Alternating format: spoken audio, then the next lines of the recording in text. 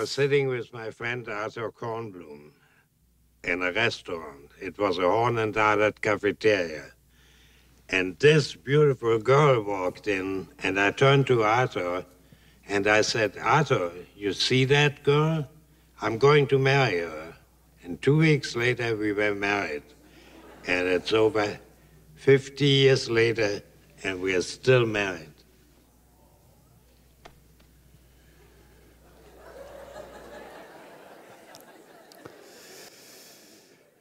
Well, good evening, friends. How are we doing today? Wonderful. If you have Bibles or phone apps, swipe on open to Proverbs chapter 18. We're going to look at a verse there.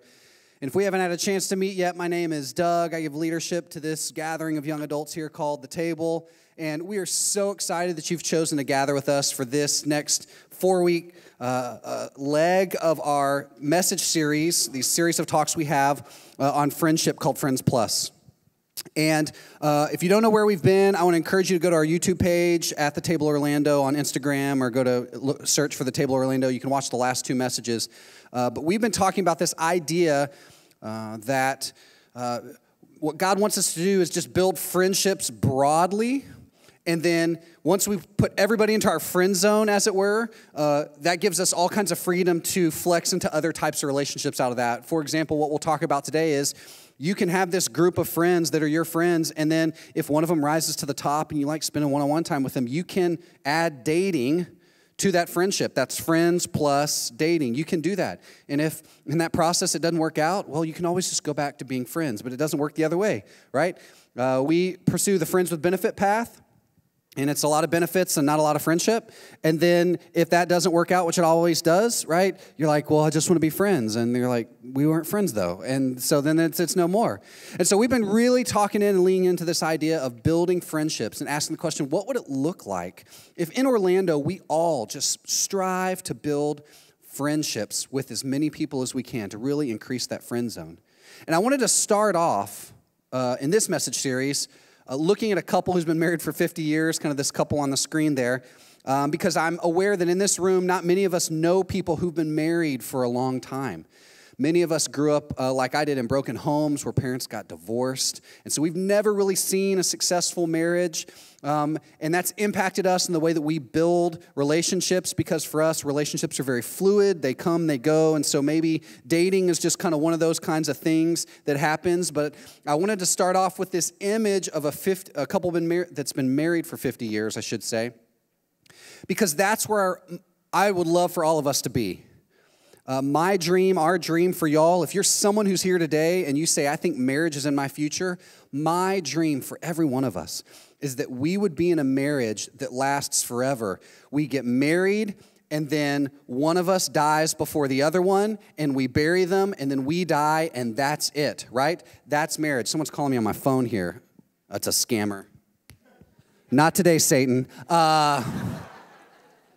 So that's our dream. My prayer for all of y'all is that if marriage is in your future, that God has you married to someone for a long, long time. But that idea of being married for a long, long time may seem like pie in the sky. Again, if you grew up in a broken home or you haven't ever experienced that, if you don't have grandparents who are married forever, right? You're just kind of like, that seems like it's a really far, far away from right now.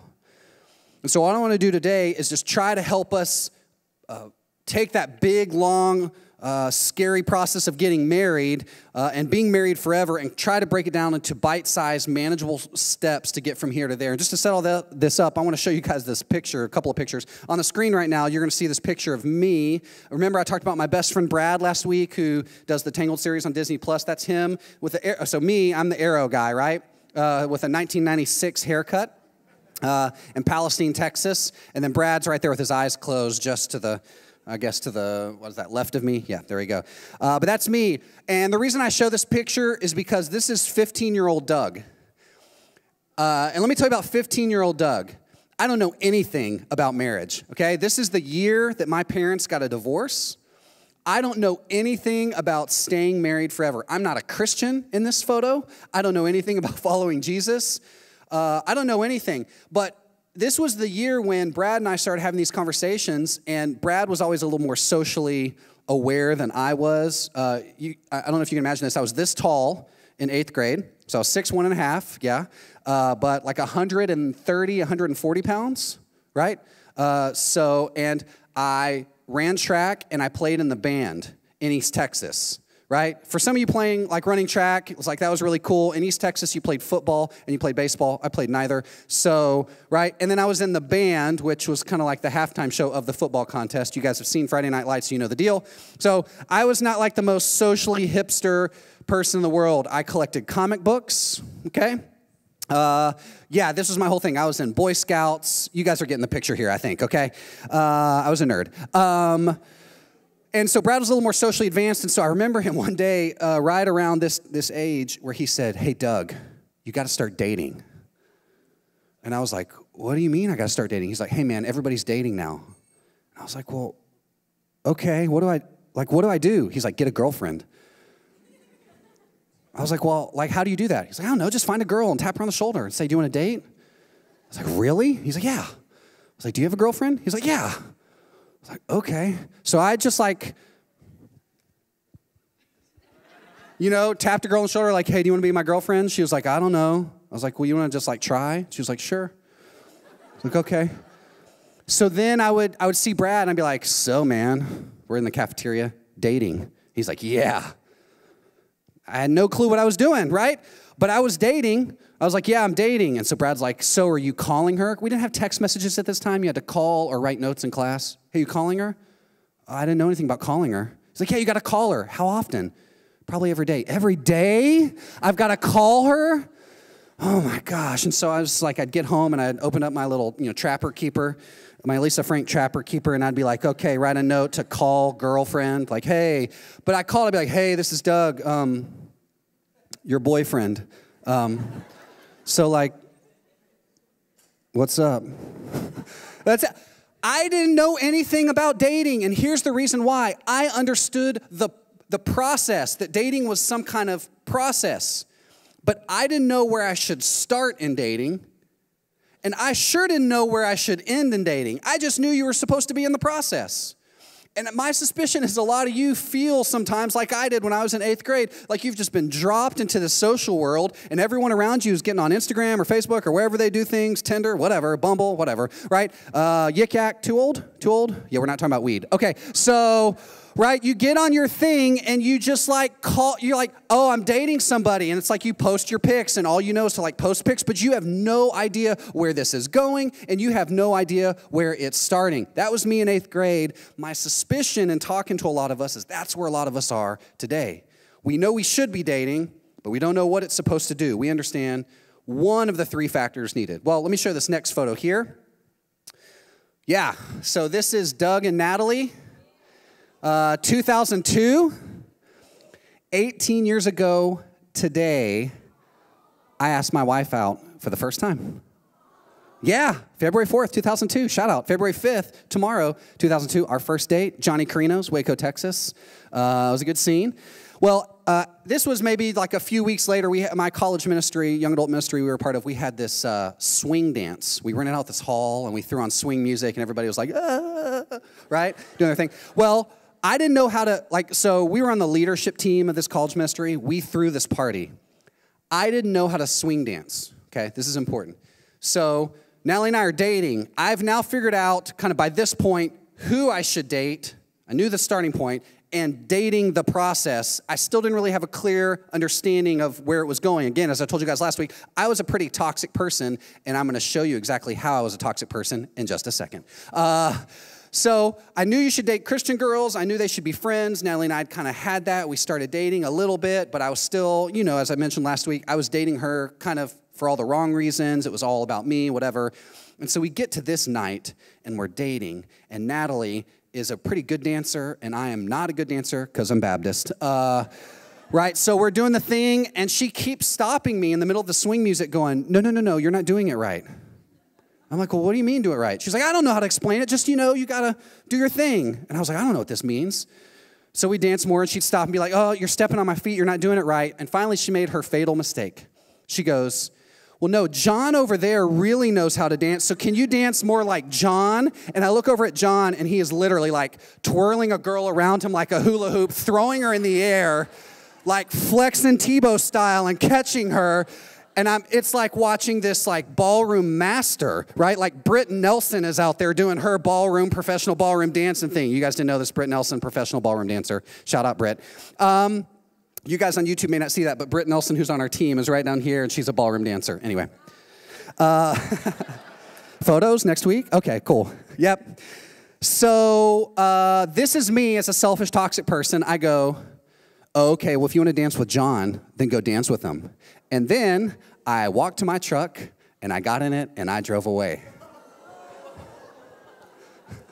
And the whole time I'm driving, I'll go, that'll teach you to one-up me in a dance place. Got to draw that line, you know? This is what men folk do. Not realizing I was part of the leadership team responsible for setting up and tearing down the party. Oh, and I was Natalie's ride. Okay, are you guys getting, like, you're realizing what a toxic person I was and how thankful I am that Natalie loved me enough to be a friend to me, to help me understand how to be a better person? Right, anyway. So here's the thing. At this point, I understood who to date and a little bit how to date, although you guys might take issue with that, right? But I still didn't understand this trajectory thing, this thing that should have been driving me forward. So that was this photo. That's 2002, 18 years ago. Let's show you this one. This was from just last year, about 3 months ago. Natalie and I, we have been married 15, almost 16 years. Okay, shout out to Natalie. And we were going to see the Downton Abbey movie, and so we dressed up real fancy, and we got a babysitter, and we went to go see the Downton Abbey movie, and it was awesome. And I'm just showing that photo because I'm bragging on how beautiful my wife is, but also because let me just say where we are now. I know who you should start dating. And I have a good sense of what that process of dating is and what it can produce in you and in the other person. And now on almost 16 years on the other side, I understand and can see how dating, the process, is connected integrally to the process of a sustainable, thriving marriage. And so today, I don't come as a couple who's been married for 50 years, but I do come as someone who's been married for 16 years. And again, my heartbeat for every one of us is that we would come to see and to value what dating could be if it's done within a range of healthy, and what it can produce in each of us in terms of godliness and discipleship. And my prayer is that it would just produce all of these couples that would just emerge out of this room, that you would date, you would find your mate, and you would get married, and you'd be married for 50 years, and it would just produce this generation of people in Orlando and all over the world who they just ooze Jesus in the way that they live in their marriages. And so if you're up for just kind of having a conversation about that, I'm up for talking about that. You guys down for this? I realize I just said up and down, so pick a preposition, Doug. Let's go. You guys up for this? There we go. All right, so you got Bibles. Open them to Proverbs chapter 18. We're going to look at verse 24. This is going to be an incredibly practical message. I'm just going to give you guys a lot of practical data. And I'm using this microphone instead of the Brittany microphone because I have a feeling I might cough tonight, and I want to be able to go, and you guys not hear that. So are we cool with this? You guys okay? People on camera? Okay, cool. Proverbs 18:24. Again, we've been looking at what Solomon, King David's son, Solomon was once king of Israel, what he wrote about friendship, because he has a lot to say about friendship, and we'll look at some other verses too. But here's the verse we're going to focus on today. Solomon writes, "A man of many companions may come to ruin, but there is a friend who sticks closer than a brother." Let me read it again. "A man of many companions may come to ruin, but there is a friend who sticks closer than a brother."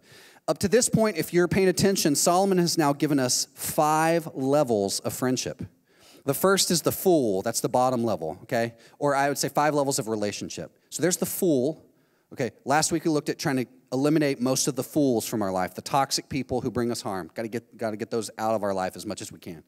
The next layer up from that is the companion. This is who he's talking about now. A companion is an acquaintance. You can think about them like Facebook friends, okay? You're like, sure, yeah. That's the whole totality of your friendship. You're like, did I know you in 2nd grade? Accept, okay?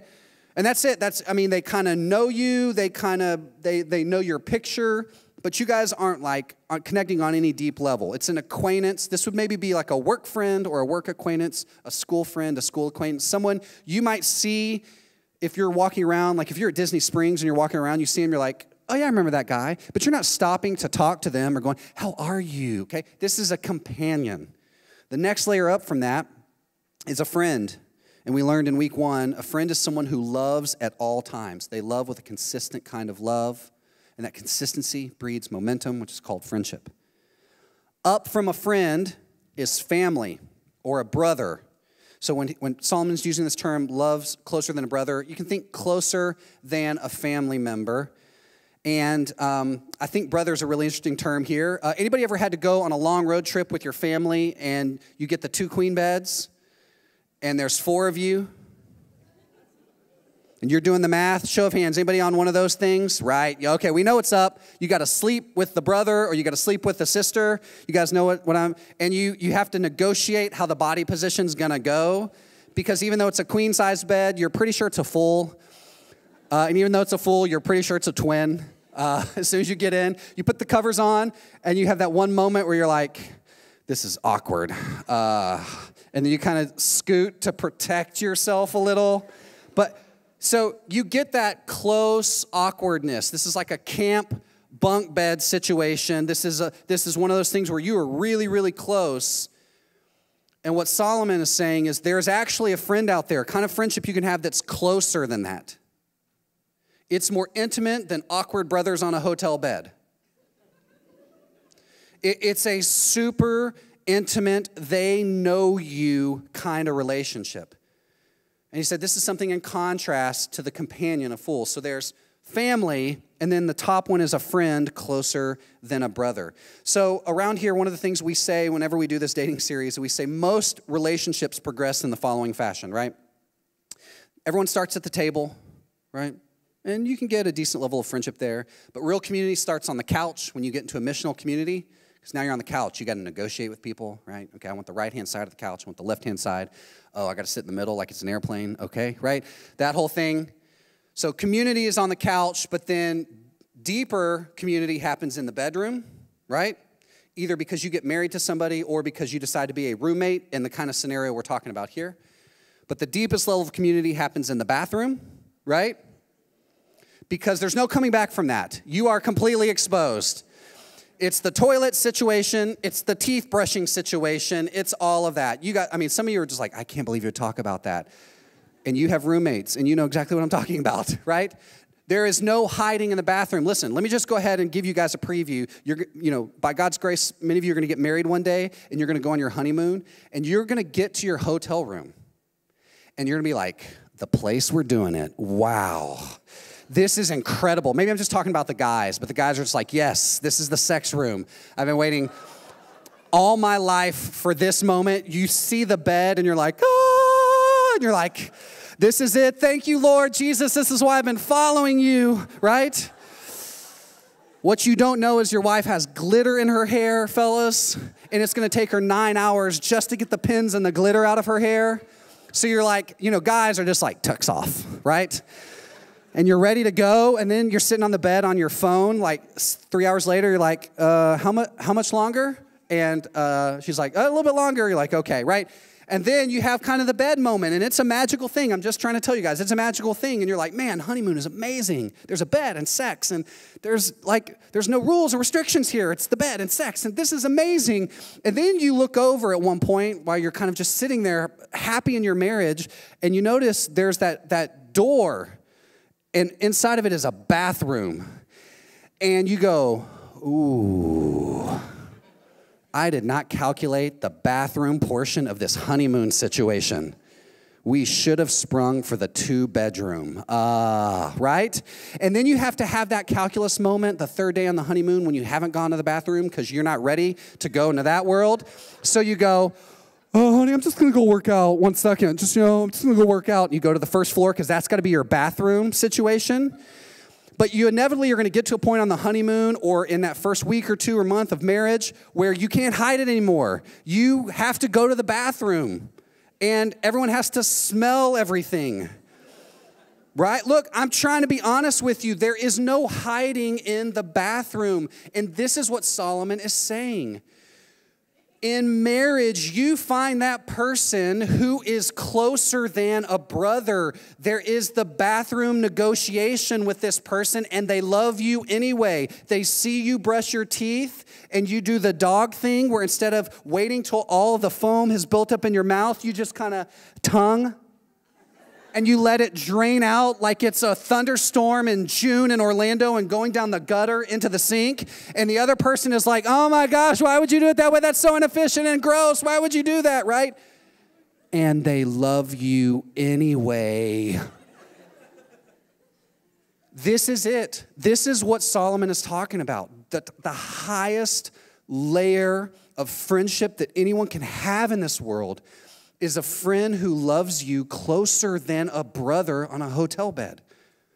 Couples, married couples are in there. Truth, I'm saying? Okay, truth. Roberto and Christy, truth, right? This is what it is. So here's why I want to start here. This is God's vision for what marriage is going to be for you. You are going to love that person on the honeymoon with the bathroom smelling all kinds of things and having all kinds of things in the sink. And you're going to love that person anyway. And you're going to love them when your wife gives birth and she comes back and like body has shifted a little bit. And wife is going to love husband when the dad bod kicks in and he's no longer the hunka burning love, right? The six-packs turn into a keg. You guys know what I'm talking about here, right? And they're going to love you into old age when things start creaking and you have to start replacing things, and you're going to love them until one of them dies and the other one loves them on bedside and then puts them into the ground. That's marriage. And so with that in mind, the dating process has to get us ready for that kind of reality. And so in light of that, I want to ask or answer three kinds of questions, maybe four, and I think maybe they're on your screen, I'm not sure, but here they are. Question number one, what's the description of the kind of friend I should marry? And that's what we just talked about. So we've answered that. The description of the kind of friend that I should marry is this friend who loves me closer than a brother, and I love them closer than a brother. That's the kind of friend we should marry. Number two, what are some guidelines for a healthy date structure? If I'm going to move towards that, then how do I step into this process of dating? How does that work? Number three, how will I know if I want to keep dating this person? Okay, I've dated once. I'm not sure if I want a second one. Is there some guidelines that will help me work through that? And then finally, if we've been dating, how will I know if this dating process has produced the friend I need to marry?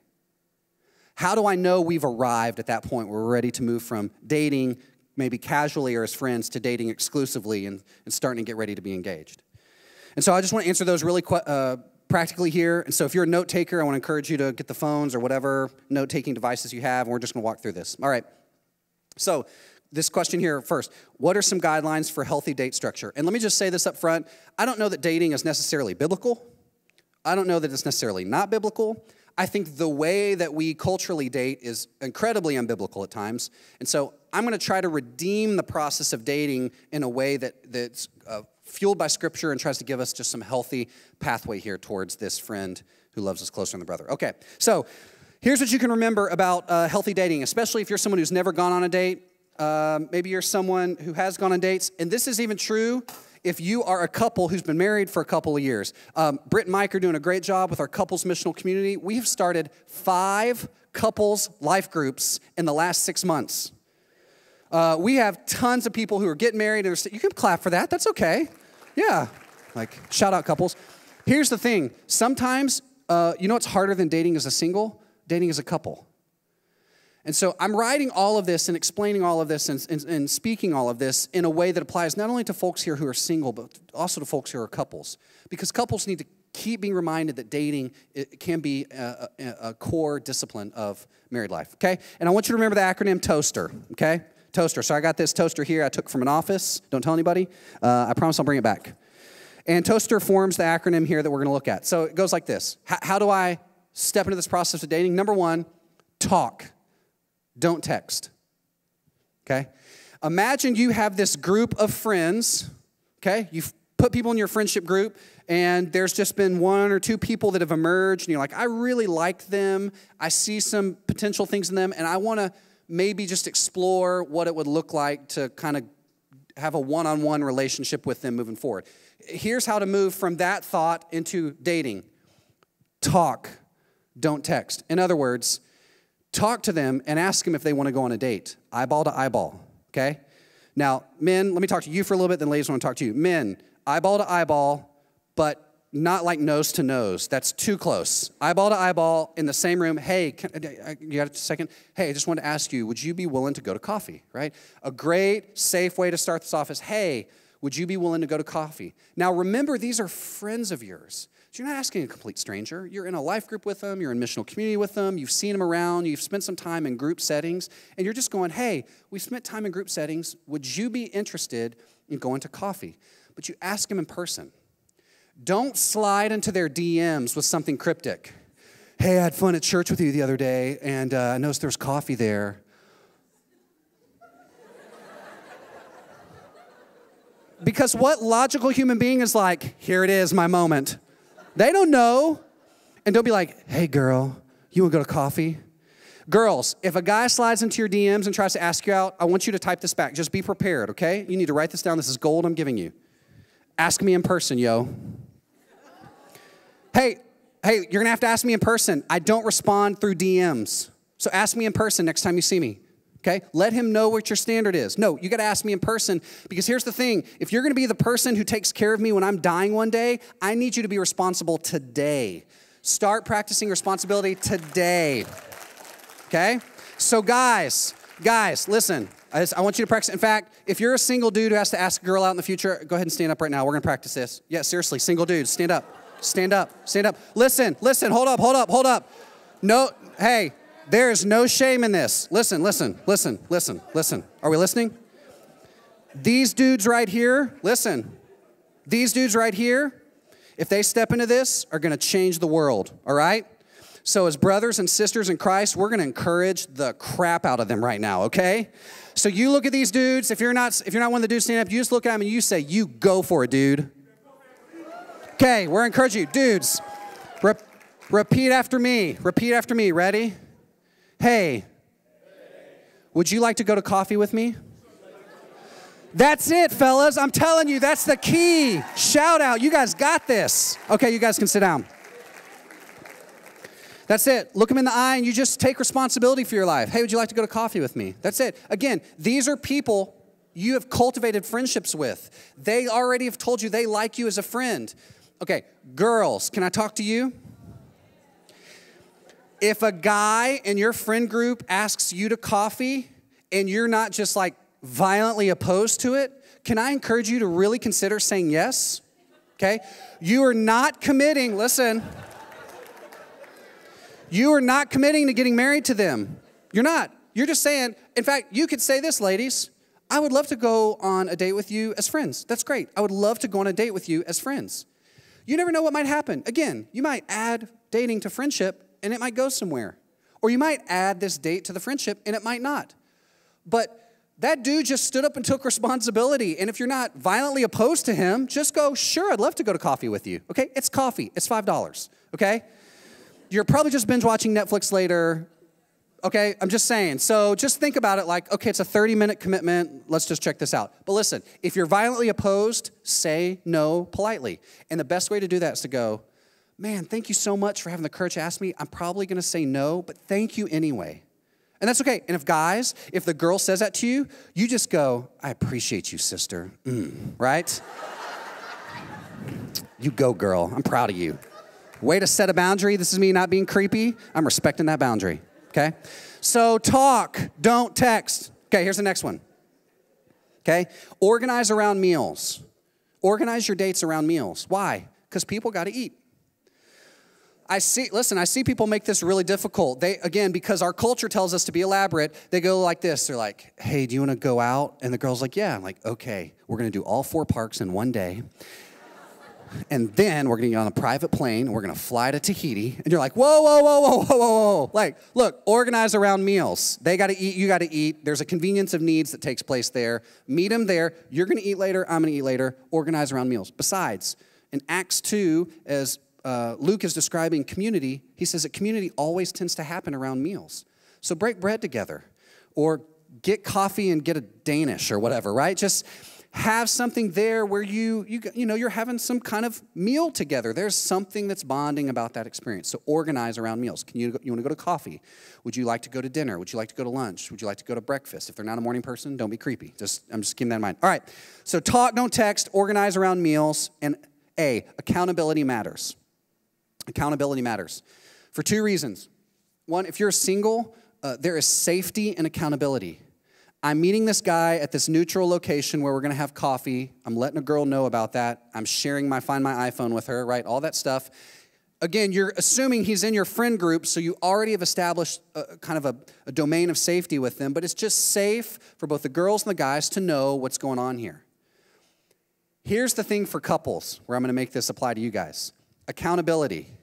No iPhones on the date, okay? And I'm saying this as the chief offender. Natalie and I will go to dates, and I'll be like, man, I'm so glad to spend time with you. I got this text message. Oh, that's weird. And next thing you know, for 10 minutes, I've been on my phone. I'm totally rude with her. We're not connecting. I'm not treating her as a friend who knows her better than her family. And so for accountability, couples, no phones, right? Guys and couples, no phones. But accountability for other people, for singles, for safety. All right. Number 4, so TOAS. Remember that stories stick. So if you don't know what to do and you're kind of in that spot, you're like, how's your day? Good. How's your day? Good.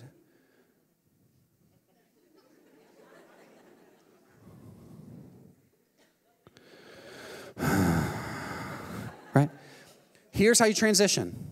Hey, so tell me a story about, right? This is a great phrase. Natalie and I use this all the time. Tell me a story about. Hey, tell me your story. Where'd you come from? Where are you going? I think I know a little bit about it, but tell me a story about you, okay? Everyone likes to talk about themselves, okay? Even introverts. Introverts are like, I don't like to talk about myself. And then 2 coffees in are like, let me tell you my whole story, right? So just ask stories like, hey, tell me a story about. This is good for singles who are getting to know one another in a friendship date. Couples, hey, tell me a story about your day, okay? I always assume that my wife knows everything that I know, like we have a shared iCloud account for our brains, so that everything I experience, she experiences. So I get home and I'm like, man, the craziest thing. And she's like, what? I'm like, what? She's like, what? I'm like, what? I have to tell her what I'm thinking about. I'm like, oh, I'm so sorry. So we've gotten in the habit of going, tell me about your day. Tell me the story of your day. How did this work? Stories stick, and stories help glue the conversation together and give you the best possible opportunity to kind of move on from that. So TOAS, time it right, time it right. So timing is so important. Let me give you 3 pieces of timing that are key here, okay? 1 to 3 hours for a date. Generally no less than 1, and let me just strongly encourage this, generally no more than 3. Again, you don't want to be like, hey, let's go to coffee. Oh, the coffee was good. Let's go to dinner. Okay, dinner was good. Let's go to Vegas and get married, right? All in one kind of thing. Everyone has had that first date that goes for like 7 hours. You can't come back from that, guys. You can't. Date number 2 is going to be a letdown. So here's the thing. I would strongly encourage, again, the goal is I'm trying to get to know if maybe you could be that friend who's closer than a brother. On the first date, bite-sized chunks, at least an hour. Some of you will go, I can't go on a date. I don't have the time. Well, how much time do you have? I have an hour. Okay. Then you can go on a date, okay? It doesn't have to be elaborate. I'm trying to get to know who you are. And so would an hour at a coffee shop be out of your way? It can work. Okay, great. That's a date. That counts, okay? So 1 to 3 hours kind of per date. General guidelines. This is not like if it's 3 hours and 30 minutes, Jesus is going, it's 3 hours and 30 minutes. Move along, right? This is not from Jesus. This is from Doug. Can I be clear on this? Okay. 1 to 3 hours, once a week, okay? Just once a week. I see couples who will form, they go on their first date, and it's 7 hours, and that's on a Tuesday. Then on Wednesday, they go on another, like, 4-hour date, and then by Saturday, they're living together. Like, it just, you're just like, whoa, like, give yourself some space to kind of get to know the person. Again, the whole goal of this is trying to figure out if you're a friend that's closer than a brother. Let me also say this, and this is really important. Timing. Rule around here at the table. You can ask a girl out once. If she says yes, great. If she says no, you may not ask her out again. Okay? Do y'all hear ladies clapping? That's because some of us are a little over eager. And I'm not mad at you fellas, but if a girl says no, respect the boundary, listen to her, prove to her that you're a person of peace and you're a safe friend. Toxic friends are like, I know you said no yesterday, but today, like, hey, just assume it hasn't changed. If it's going to change, she'll come up and she'll tell you, it's changed. You should ask me out again. So let me make it really easy because girls are smart, guys are dumb sometimes. I'm a guy, I'm speaking for this, right? Okay, so girls, if maybe a guy's asked you out and you said no initially, but you're kind of warming to that idea, this is what we recommend around here. You walk up to him. Again, remember, he's in your friend group, and you say, hey, if you asked me out for coffee now, I would say yes. And then you turn and walk away and give him a chance. Listen, give him a chance to pursue a little bit, okay? I'm not opposed to girls putting it out there because guys sometimes are scared. We're scared, right? Y'all are beautiful. We're ugly. There's a gap there, okay? It's like we're walking up to the princess and we're the ugly monster and we're like, me want to go on date with you, right? So we got some insecurities. So girls, make it easy on us, okay? You go, hey, listen, if you ask me out on a date, I would say yes. If you ask me out to coffee, I would say yes. And so guys, ask out once. If she says no, move along, okay? Don't ask a second time. Like, seriously, like, don't ask a second time because now you're being a jerk. And I love you, and I don't want you to be a jerk. So there we go. All right, timing. Next, E, evaluate the date. You've gone on the date. You're now done. I think it'd be really good either on the date or maybe in text message later to go, hey, just following up with you. I had a good time. What did you think? Okay? Why? Because you're trying to figure out, is this a one-time thing or is this moving on to something else? And I think that's totally appropriate. Because oftentimes the guy won't text because he's not sure what the girl is thinking, and she's waiting for him to text because she wants to know what he's thinking, and then they're just playing like the most awkward game of text Cold War strategy ever. They're just like, I don't know. And you get on, and the girl is watching, and it's just 3 dots. It's just 3 dots forever. Oh, well, text me. And the guy's like, do I send a GIF? Do I text? I don't know. Right? So just, I'm telling everybody now so that you guys start dating each other. You all heard it from me. It's totally okay to go, hey, I had a great time. How did you think it went? And we all have freedom to be honest. Hey, I had a great time too. There's probably not going to be a second one. And again, guys, you go, cool, appreciate you, girl. Thanks for letting me know. And you move along, right? But if she says, hey, I had a really great time too, then if you want to have a second date, you go, would you like to have a second date? Okay? And we'll talk about how to move into that in just a little bit. So you should evaluate. And then finally, remember the purpose. At all points, remember the purpose of this date is not for you to fill your ego. And the purpose of this date is not for you to have some physical companionship. This date I've just been explaining does not involve sex or kissing or holding hands or making out or exchanging I love yous or bringing roses. Guys, don't bring roses to this coffee date, okay?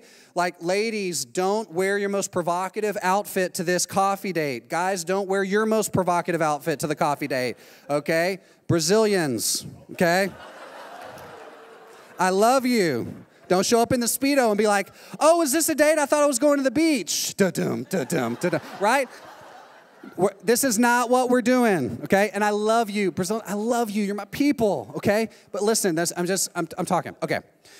So the purpose of this is for you to try to figure out before God and with this person, could this person possibly be my friend who loves me closer than brother? Okay. So how do I know if I should go on another date? How do I know? We've just evaluated. Hey, I liked it too. You want to go on another date? Sure. Okay, in my own heart, let's say I'm on date 2. Let's say I'm on date 3. Let's say I'm on date 4. How do I know if this is tracking in the right direction? Is this just we're bored and we're lonely and we're on this date, or is there something more going on? So 3 tests. There's a 3C test here that we recommend. You're looking for character, you're looking for chemistry, you're looking for competency. And let me talk about each of these. So you're on date 2, you're on date 3, you're on date 4. What you're asking is, hey, is there consistent character going on here? Is who she is in public the same as who she is in private? Is there a gap? How wide is the gap? Are they the same person? Are things internally consistent in their own life? If they say, I love this and I hate this, do they consistently live that out, meal to meal to meal to meal, date to date to date? Is the kind of language that he uses consistent with who he says he is, okay?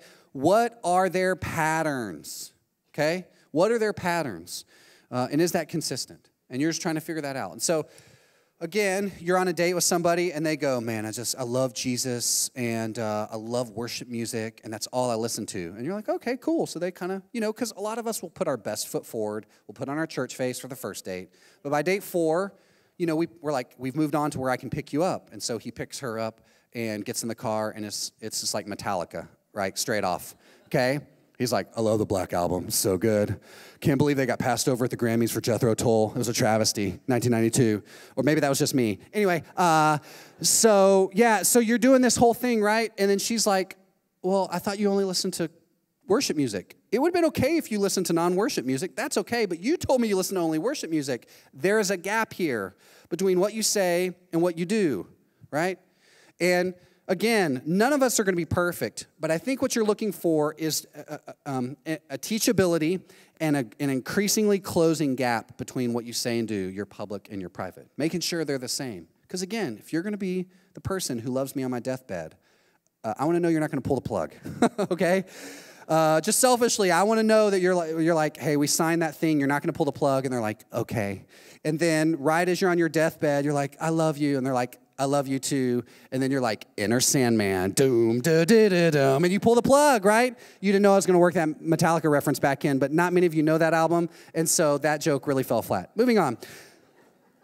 Character test. Then there's the chemistry test. Do we have chemistry? Do we have chemistry together? Is there some kind of spark there? And I found that most of us struggle with this one, and so I want to break this down into a couple of categories. Essentially, I think you should have one or more of these 5 overlapping categories present in the relationship as you're on dates. Number 1, they're up here. So we have a shared experience, okay? Something in our lives. I'm from Texas. You're from Texas. Cool, okay? I was born in 1995. You were born in 1995. Awesome, right? Okay, we have a shared experience. We have a shared need. I need to find rent in Orlando that's affordable. So do I. Awesome, right? Like, should we get married? That would be fun on multiple levels because we could share the expense there. Number 3, we have a shared goal. I'm ambitious, you're ambitious. I'm a creative, you're creative. I'm going to the medical industry. I'm moving into a career in the medical industry. There's overlap, right? Your gifts serve me. So I really need someone who is clean and orderly. You really need to be clean and orderly. It's a match made in heaven, okay?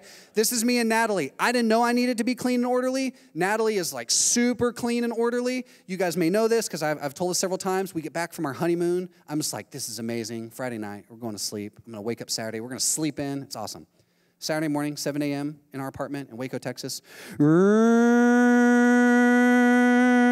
I wake up and I'm like, dear, sweet one, my love, my beautiful. What is going on here? And she just, if you know Natalie, it's just totally her. She just kind of stops, click. It's Saturday. We clean on Saturdays. Right? Now, early on, I was like, that is not my favorite thing in the world because I like to sleep on Saturdays. Now, 16 years later, I love her clean and organizational skills because it allows us to scale ministry way, way, way, way up. We are able to host people and take care of people, and she keeps it ordered and administrated, and it's amazing. I didn't know that I had that need, but what I found in the process is that her gifts really serve me in that way. She helps keep me clean and organized because I'm a very messy person, and so I appreciate that. Finally, my gifts serve you. Hey, I'm really ambitious, I'm really career-driven, whatever. You may struggle with that. I'm really social, you're not. I can help bring you out of your kind of social malaise there, right? So typically you want one of those things to happen to check the chemistry box. But here's the thing. It's when 2 or more of those overlap where you really start to sense chemistry taking place. So just think about people either you're currently dating or people you've dated in the past, or even think about people in your friend group right now. Are there people where that crosses, where you check off more than one of those boxes? Okay? That's probably chemistry. And that might be a good indication for us to go, ooh, okay. I guess I could see. Because those are the things that are going to be there on the days when it's boring. That's going to spice up things. You've been married, 10, 50, whatever years. Okay, so chemistry, character, chemistry, and then the final thing is this. It's competency. Competency. So are they consistent? Do we have chemistry and competency? Here's the thing. You go, I'm pulling in life at a certain threshold. Are you matching me or exceeding me? I'm running this fast in life. Are you keeping pace with me? What you want to avoid there is someone you feel like you have to drag along in life in all areas. The idea of being equally yoked in the New Testament, you want to find somebody who's equally yoked with you, that kind of friend, because two oxen would kind of get under and there would be this yoke that would go on them, and then they would pull and they would plow a field together. And if one of them was substantially stronger than the other, the plow would get all wonky. You'd have like an angled ground pathway or something like that. It'd just be weird. So the idea here is that we're equally yoked, that as I'm pursuing Jesus, you're pursuing Jesus. As I'm pursuing order in my life, you're pursuing order in your life. As I'm trying to set career goals, you're trying to set career goals. As I'm thinking about my speech and my language and the way I interact with people, you're also on board with me. What you want to avoid at all costs is the thing where you're the spiritual leader and they're always the spiritual follower, right? And you're always leading and they're always following. At no point are they ever kind of challenging you to be a better leader. What you want is two spiritual leaders, ideally where the husband is kind of 1A and the wife is 1B, and there's kind of an order to the way that you do things, but you're both pulling at the same rate. So if you're dating somebody and there's character, you're like, check. And there's chemistry, and you're like, check. But you feel like you're always pulling them along to every date, that's probably an indication that this isn't kind of the thing that's moving forward. So how do I continue moving forward after the first date? Is there character? Is there chemistry? Is there competency? Finally, this. Okay, let's say we've been on several of these dates. And like I really like this person. We were really good friends, and man, we've been dating for a while, and people are starting to see us, and they're like using the boyfriend-girlfriend language, and you're like, yeah, I guess that's kind of where we're going, and right, you're just kind of in that situation.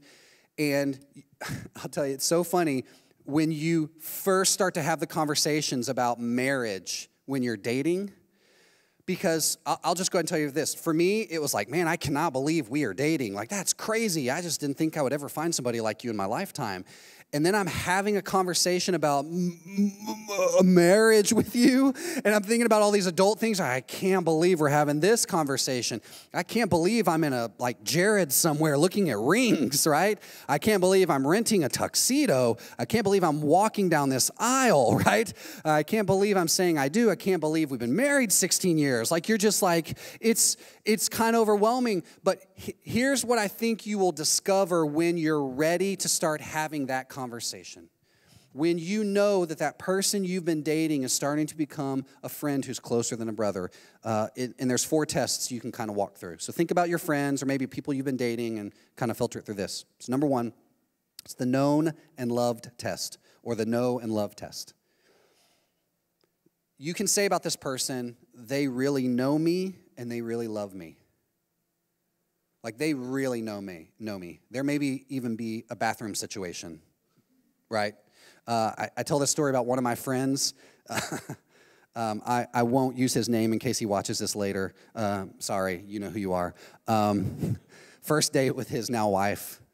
He drove this car, an older car, and the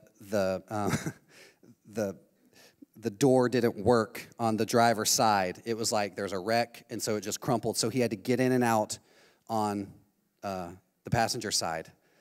So they go on the first date. He explains it to this girl. Hey, sorry, whenever we get out of this car and I'm going to drive, I have to get in and we have to get out, right?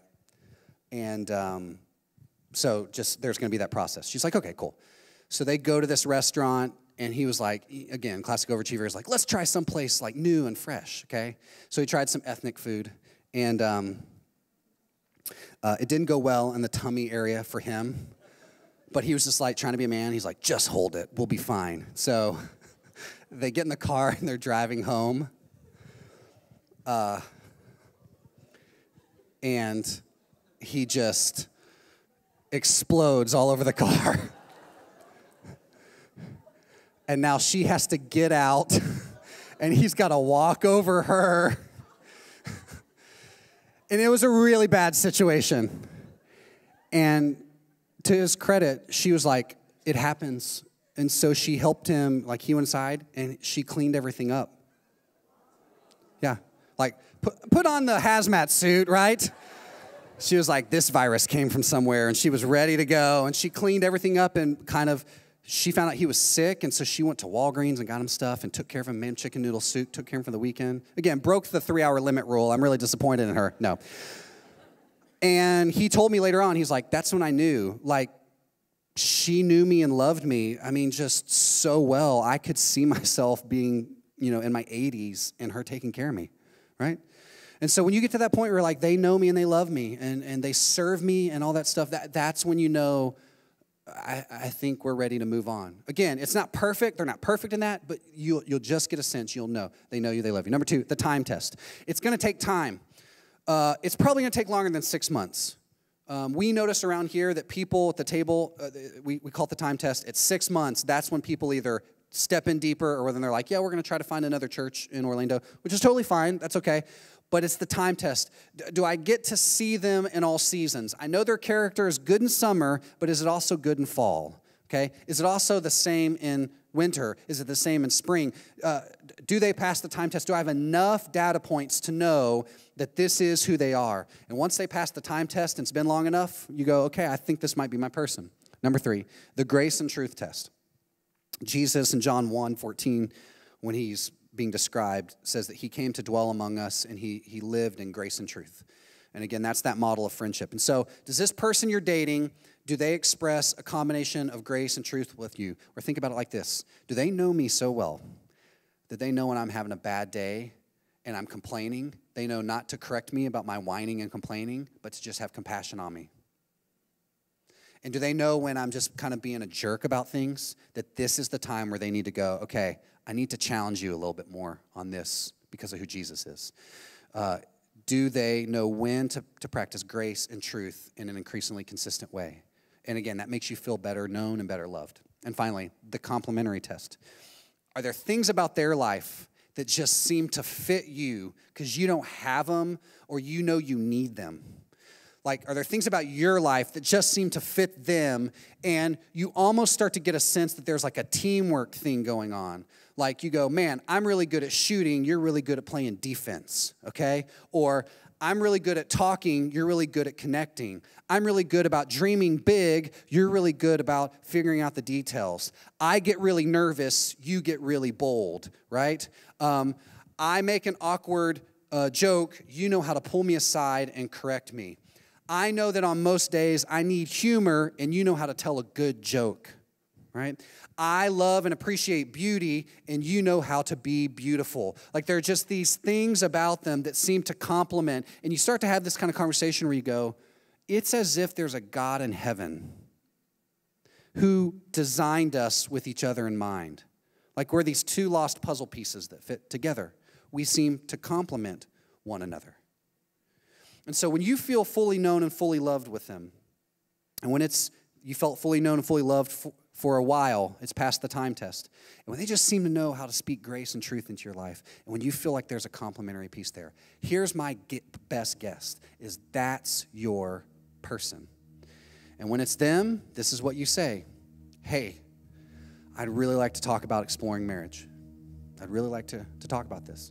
Now, I talked with you guys about kind of how that was for me and Natalie. You know, we dated. I mean, that photo, we saw you there. In fact, can we throw that photo of me back up? Right? Okay. So this was us 18 years ago, and we dated. And then, like, a month later, we broke up because I was a toxic friend, and she needed to set a boundary. And so we got back together after a period. We dated for another year, and over that year, we cultivated friendship. And then I broke up with her because it was so consistent. I was scared that it was boring, and I realized that boring is consistency. Consistency breeds momentum. So finally, we got back together, and I remember where I was. We're in Waco, Texas, and I just, I knew, we got back together, and I just knew that she passed that for me. I mean, we'd been together 2.5 years at that point, and I was like, man, or I guess 1.5 years at that point, and I said, yeah, I mean, I think this is it. And so for us, this is how it all kind of came together. I said, listen, what do you think about getting married? And I was like, I'm open to it as soon as we graduate. And I was like, okay, what kind of ring do you want? It's very practical at that point. Once you know, it's all practical details. And she's like, oh, okay, ring. We didn't have Google, so we had Google, but no one used it, right? It was just like, weird comics that you'd go on and weird stuff. So I was like, okay, man, where's. So I remember we're in this mall. And it's so funny to me saying this because I've been here with a lot of the couples who've just gotten engaged. We're at this mall, and we're walking, and I go, hey, let's go to this ring store. I mean, there's no smoothness about this at all. It's just like, okay, cool, there's a sale at Gap. There's a ring store, let's walk in. And I was just like, trying to think of a way, and I was like, hey, what ring do you want? And she was like, I want this, and I want this, and I want this. And I said, okay. And then we walked out, and I went later by myself, and I priced out what it was going to be, and then my eyes popped out of my head, and then I picked him back up and put him in my head and was like, okay.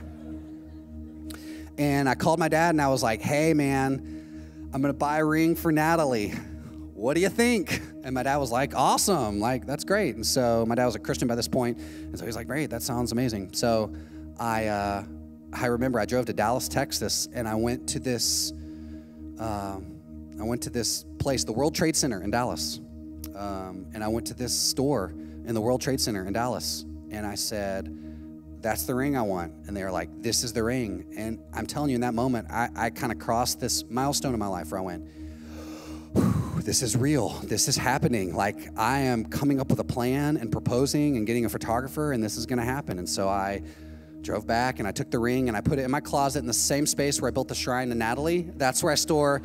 There's nothing more scarier than buying the ring and having it in your pocket. You almost get motivated to like, I got to propose today. You feel so impulsive. You know there's a date on a calendar, but you're just like, I have a ring. You just want to say it all the time. Like, but I put it in the thing, and I kind of did the thing, and, June 12th of 2003, at midnight, I walked upstairs in Natalie's second floor apartment with a guitar and my suit on, and I played her this song that I had been writing since I was a freshman in college for my future wife. And I sang it and sang the song to her. All her neighbors came outside and were looking and were like, wow. And she was shocked, and I proposed. I got done playing the song, got on one knee, proposed, and she said yes. And then we started planning a wedding. And I was like, oh my gosh, this is crazy. It took us forever to plan a wedding. I'll do a whole nother message series on that later. But here's what was going on in my head in that whole moment and why this is so important for us. The reason that buying a ring was so scary to me, in fact, even the reason that I broke up with Natalie over spring break and why it was so scary to me, and the reason why getting dressed in a tuxedo and having a guitar and singing in front of her was so scary to me is because there was a weightiness to that decision. Because I knew this was going to be the person with me for the rest of my life. Dating is not something you just do casually. It's this intentional process with God at the center. And that if you do it well, it will lead you to this point of looking eyeball to eyeball across the table from another person and realizing, you're my person. And that decision is going to affect the rest of your life. It's going to determine the kind of jobs you get.